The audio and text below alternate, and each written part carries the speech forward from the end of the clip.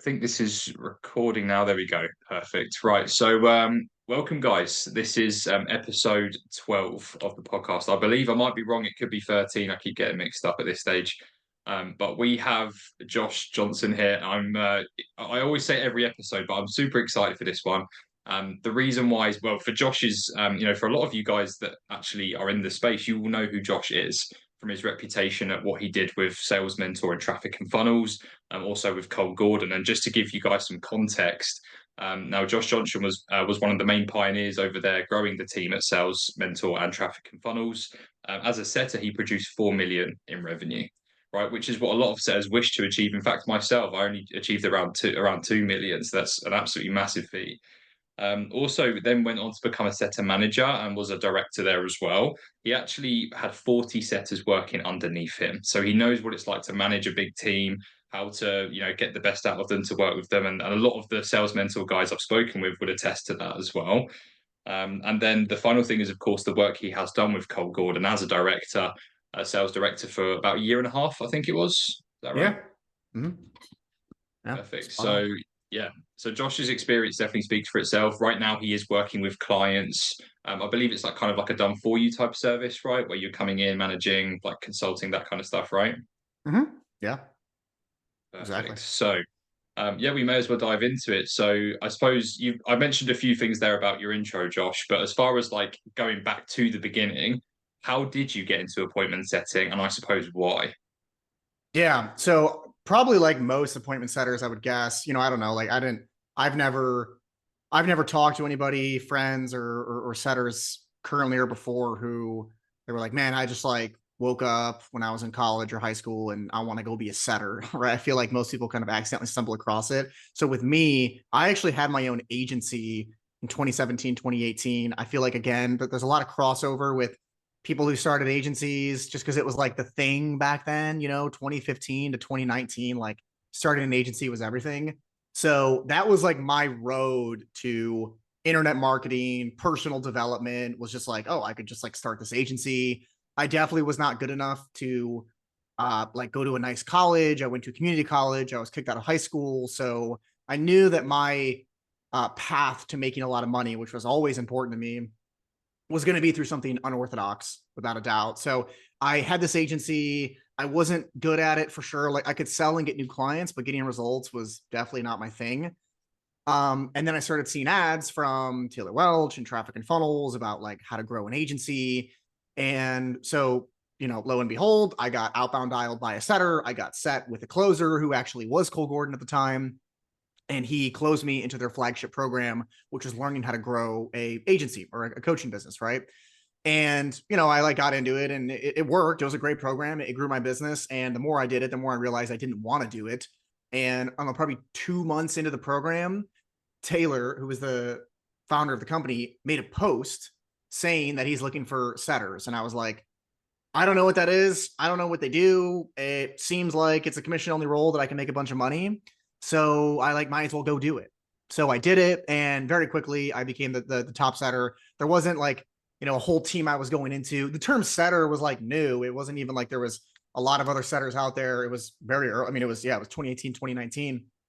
And I physically had to move to Nashville. That's why I'm in Nashville right now, because after 90 days of being there, a requirement was moving there. And like, mind you, my wife now, girlfriend at the time, I had to convince her that this is a good idea for us to move, 2,000 miles south in a place we've never been, with this job that's 100% commission only, no stability. I don't have any background in sales. And it was quite the leap of faith, but ended up working really well. And yeah, I was a setter there and then started leading teams. So that's how I kind of fell into it, though.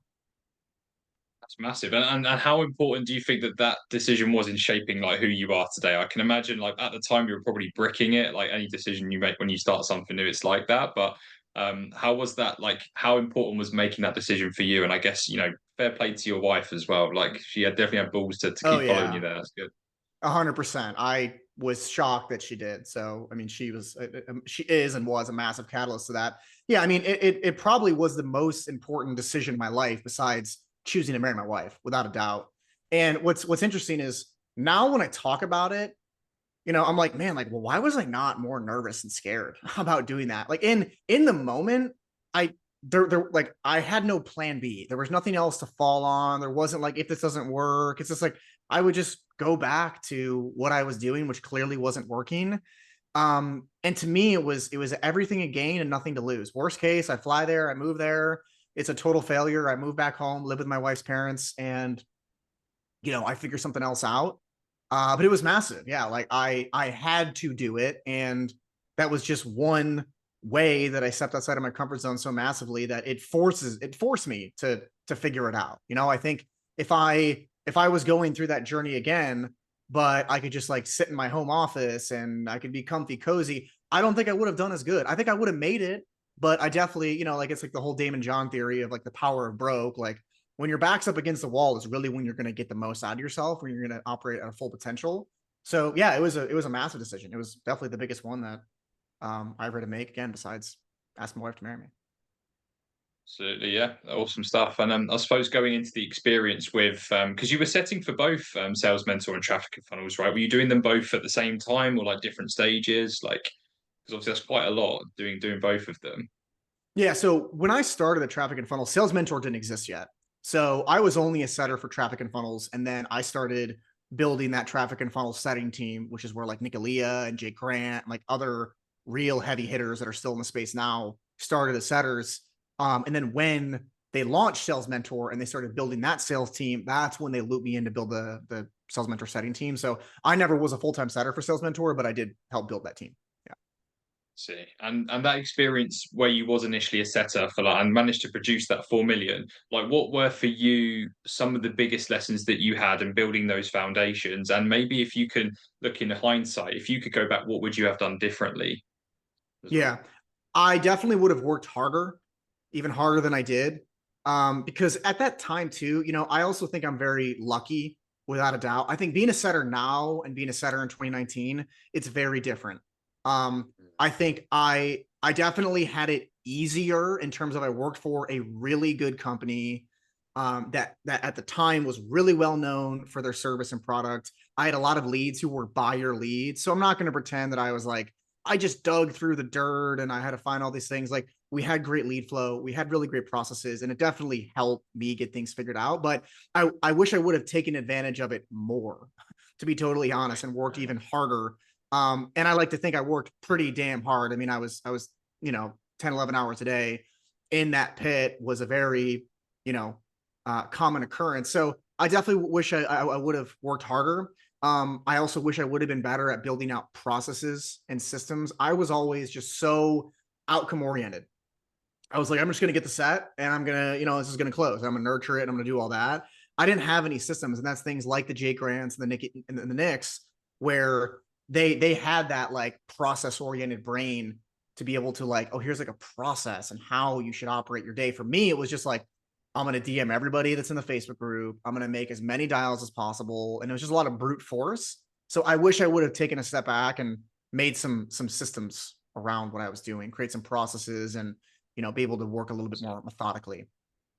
That reminds me so much of me when I was at seventh level with Jeremy. Like it was just all right. I'm going to reach out to all of them. I'm going to have the best conversations. But never did I think about tracking absolutely every single thing, systems and processes. And yes, I did my commission tracker because I wanted to get paid. Obviously, all my AODs, end of weeks, end of months. But tracking and doing systems and processes. Like I wish I'd have done that a lot more. And I was around people who did that, and sometimes they would get an extra few sets closed simply because they had setups in place and I'd miss out on leads. And I Yeah. wish that I've had that set up. So in what way, like obviously you've learned from that experience, but what would you recommend for setters out there to help them get those extra few sets closed? Like what kind of systems and processes do you think they should work on building out to help them in their role?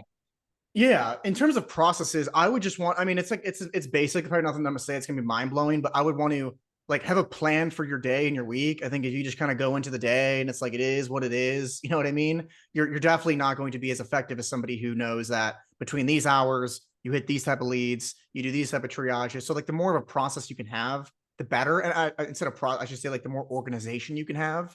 I think if you focus, like 50-50 on input and work ethic and staying consistent, and 50 on like, man, what is the system out there?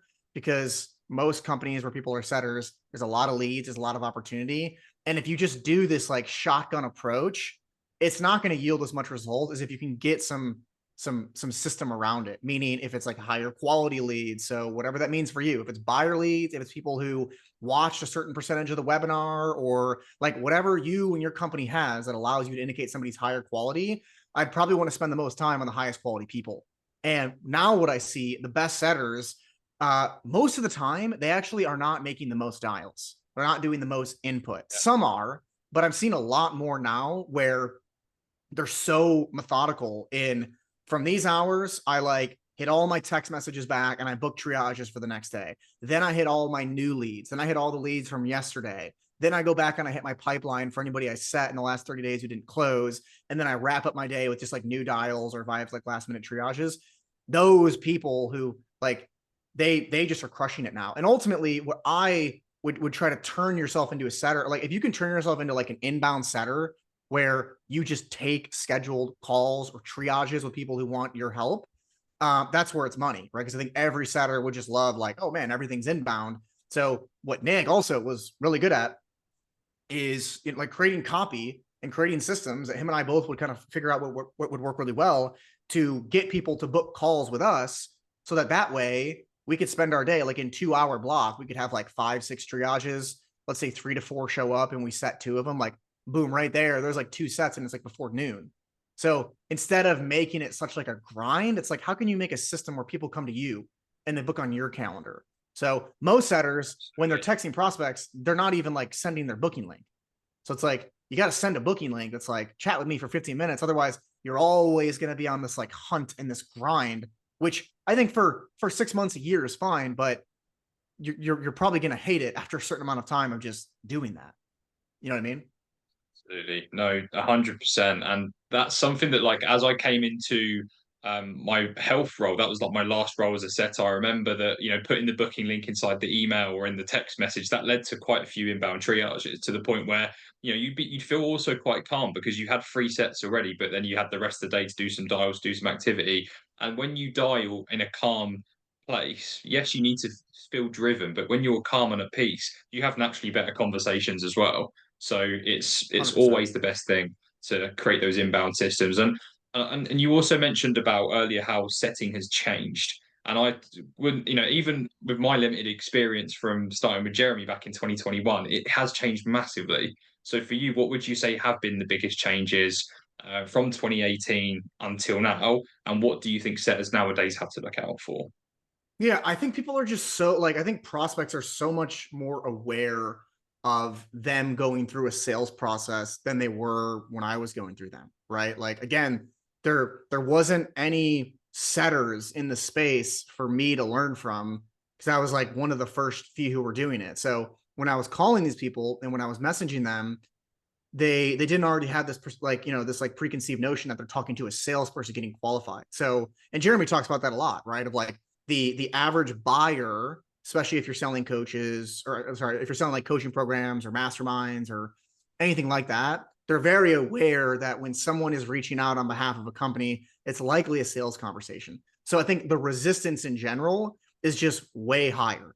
So to adapt to that, you definitely gotta just be a human. You gotta make it funny. You gotta make it lighthearted. You know, use like memes and gifs and throw in some LOLs and emojis. I realize if you try to be this like uberly postured sales professional when you're talking to prospects, they just like it just feels See way through too that. serious. Yeah. 100%. They're like, yeah, like I can easily tell what you're trying to do, whatever. So I would say that that's been the biggest thing. And also too, just like in general, people who are coming through marketing channels that setters are dealing with, they're going through like 20 different funnels. You know what I mean? If somebody's looking for, you know, marriage coaching and they're seeing ads from 8 different experts, they're opting into all their funnels. They got to keep track of it. Whereas again, back when I was doing it, it was like us and like maybe 1 or 2. So people's attention span is obviously less, but they're getting more ads, more overwhelmed. So I think speed to lead would be like my solution to, if I was setting now, what I would want to do. Where like the moment somebody opts in, I'd want to double dial them right away. I don't care if they watch the webinar, if they watch the VSL. Like I just need to get them on the phone while their interest is high about whatever it is they have going on. And I don't want to lean on texts and emails to hopefully get them on. Yeah, like you're gonna send them because it's sales, but I would much rather be on as many conversations as possible. And the best way to do that is speed to lead. Like if you go to any car website, like any dealership near you, and you put in your information, they're dialing you in 90 seconds because they know that you're looking at other dealerships, other cars, you're gonna get distracted, you're gonna forget. So those I would say are the two biggest changes, and those two things that I mentioned on how to overcome it. In addition to also probably being more creative with processes and what you send and how you send it, also are things that I would spend more time on for sure. Absolutely. So you mentioned something interesting there about like the buyer journey nowadays. And for a lot of setters, you hop on an offer, you learn a script, you learn about the offer itself, but we don't no one really talks about learning about the customer journey, what they go through, what they see, and understanding and kind of being in that shoes of the buyer, right? So you can experience what they experience. How important would you say that is for a new setter coming into an offer so that they can hit the ground running? Because I feel like that's definitely underrated. Is like Yeah, not learning that buyer journey. It's very important to learn that. I would agree. Yeah, like you have to understand like what your prospect is seeing and what they're being promised before they have a chance to get on the phone with you. If you have no clue, it's just get like, so the answer is it's like I couldn't imagine thinking I'm going to be successful in a setter role without spending the time and watch just like seeing the ads. Like, what are the ads my prospects that I'm calling are seeing? Like when I first started closing for Cole, like the first couple weeks, I was just self setting, and I just went to Facebook ad library, you just Google it, you click on it, you type in whoever's name. So type in Cole Gordon, and I'd see all of his ads. And all of his ads, it was like Cole and his face, and Cole's got like a nice beard, you know what I mean?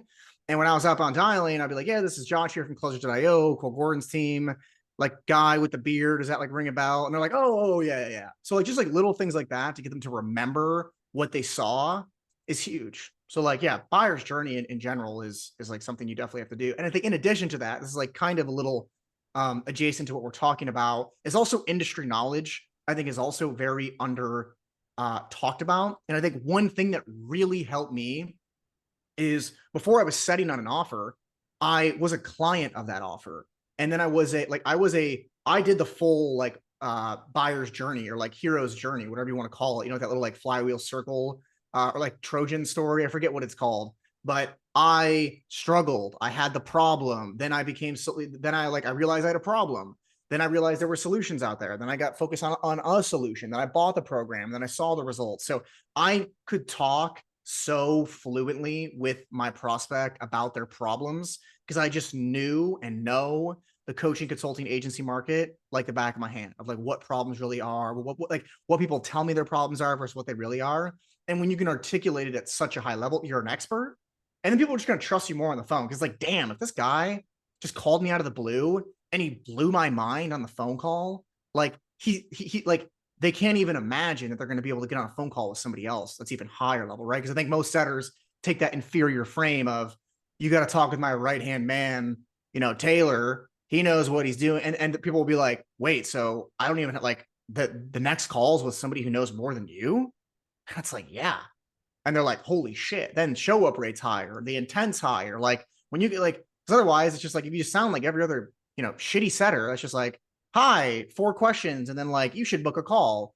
You're not going to stand out. And a lot of that is because they don't know what they're talking about. Like they can't articulate the problem that somebody has better than they can. So I know that was like two different things, but I think knowing what your Very, client's very going through, what your prospect's valuable. going Yeah. through, and knowing what you're talking about is so underrated. Like if you sell on an Amazon FBA offer, you should like open your own store.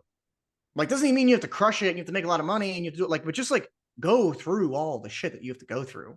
And like some offers, it's not possible. Like if you're gonna like go on a marriage coaching offer and you're happily married, okay, well, like you're probably not gonna need to go through the program. But as much as you can, if possible, you should just understand the market better than anybody.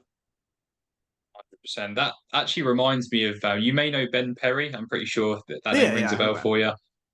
So I know he was hiring for Taylor Welch's The Wealthy Consultant SDRs, and I remember speaking with him, and something he was looking for was they need to have business acumen. They need to really have a good understanding of business, how it works.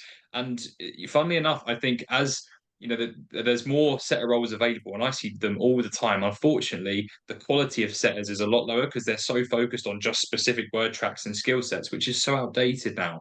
So for you to develop a business acumen, guys, is so important. That will set you, really apart. It will help you build that authority with prospects subconsciously without you really trying, because that's just a part of who you are and your knowledge. So that's something I would definitely recommend, especially when it comes to coaching offers, consulting, ROI, which is the majority of this space and a lot of the good offers. So Yeah. definitely make yourself aware of that for sure. But yeah, unfortunately, we don't have much more time now. I wish we had about an hour with Josh because that so many pearls came from that, and I really, really appreciate you coming on. I guess as far as people like reaching out, even if there's business owners watching, individual salespeople, like what is the best way for them to reach you, if that is, of course, possible? Yeah, for sure. I mean, I don't really do too many like, like nobody can hop in and like buy my coaching or anything like that.